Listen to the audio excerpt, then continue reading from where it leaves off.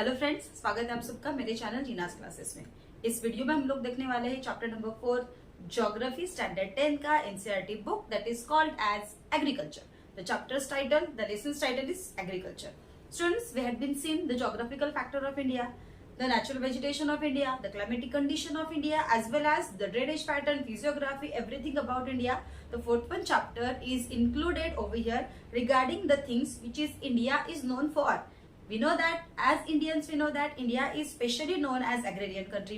India is known as agrarian for this purpose that Indian 2/3 of population completely is engaged into the agriculture practice itself.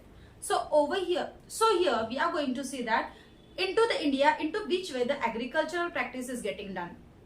So here agriculture, we know that agriculture provides a lot of food which we consumes. But apart from the food, agriculture pattern, agriculture practice provides lots of things like what? Some raw material also is getting produced into the agriculture itself. So we are going to study over here into this chapter the pattern of agriculture. Agriculture has 3 patterns. The first one is primitive subsistence farming, second one is intensive farming, and third one is commercial farming. So all these 3 practices of agriculture we are going to see into this video. See, so first of all the first point is given primitive subsistence farming. What is primitive? The word primitive itself, the word gives an idea about that all the primitive tools were being used for the agriculture practice.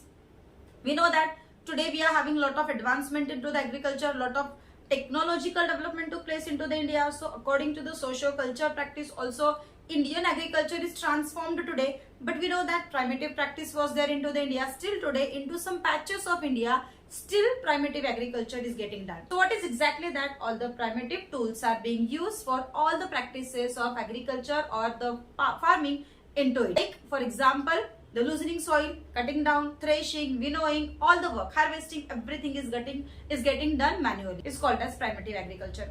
But at that period, students, into the India as well as many more countries or all over into the world, the people used for one pattern for the agriculture itself, that is called as slash and burn agriculture.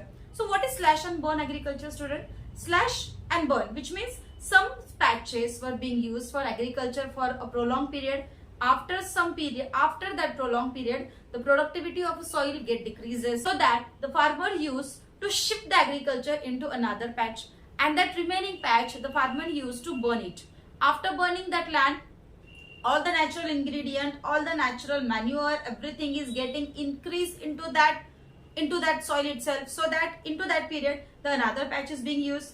After that patch, also the productivity is getting reduced. So the farmers were shifting into some more area. This is called as slash and burn type of practice. Into India, it is called as jhum practice. Now second one concept of agriculture is the intensive agriculture. But before that, we know, students, right of inheritance. Right of inheritance means the land, the thing, the property, whatever is there of a father is getting distributed among the children. That is what called as right of inheritance. But after the land is getting distributed among the children, the size of land get reduces. So that land comes under pressure of production onto the larger level, because that farmer has only one source of income, that is cultivation. So farmer, the owner of that farm, is used to utilize that land for lot of cultivation, for lot of crop. Meanwhile, due to the population growth, there is demand which is creating pressure upon agriculture practice is itself.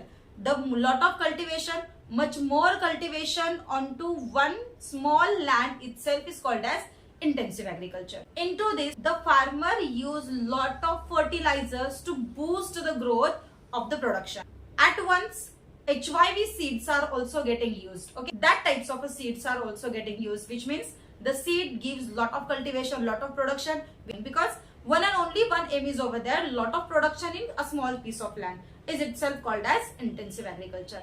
Next one, third topic of pattern is there, student, that is commercial agriculture. Now commercial word itself gives an idea about the thing which considered one only perspective is there for this commercial, which means for only and only profit basis. Okay, only and only aim is of profit. Into the commercial practice, the agricultural land is only used for the cultivation, and after cultivation the product is not used for the domestic purpose. the product, the crop is used for selling into the market, which means over here it needs extensive land, because onto the commercial basis if we are cultivating, which means we need to use lot of capitals, we have to invest a lot over here, because into the commercial farming itself plantation agriculture also comes into it. Okay, commercial plantation agriculture means once a plant should be planted, like tea plantation, we know that, coffee plantation, banana plantation, many more fruits are over there, we know that, orchids and all the things are there. Once it should be planted, many more years we can take the cultivation, and even sugarcane also take a complete year for harvesting. Okay, for growth and sowing and complete that work of the sugarcane cultivation takes 1 year. So into these case we need a migrant labors we need, because of we have to shift the people over there for taking care of that land, taking care of that crop, and then cutting, harvesting, and everything work is getting done manually over there. For that purpose we have to shift the